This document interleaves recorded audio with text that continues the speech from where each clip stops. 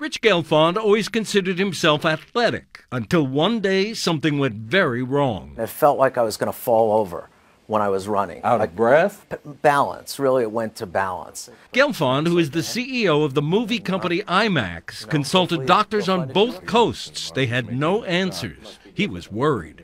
Was it something like MS? And it got to a point where I really couldn't cross the street. I had to hold my wife's hand. Many tests later, a neurologist asked Gelfond if he ate a lot of fish. He did, twice a day. Diagnosis: mercury poisoning. I thought I was doing something really good for my body, and it turned out I was doing something really bad for my body.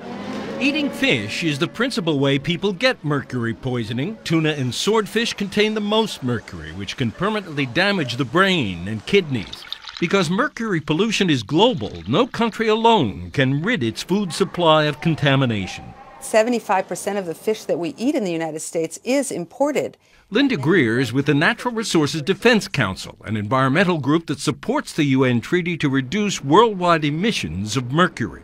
Many of the tuna fish we eat, for example, swim in the South China Sea, and that's mercury pollution that comes into cans and into our pantries every day. The proposed treaty calls for filtering mercury emissions out of burning coal, cutting mercury use in gold mining, and reducing its use in manufacturing of electronic switches and batteries. I'm still probably only 75% of what I was before. I can't run, for example. So you really don't know at this point whether you'll ever be back to 100%? I assume I won't. I assume I'm never going to be able to do the things I did before. Gelfond has endowed a university research facility to study the effects of mercury on human health, effects which for him may be permanent.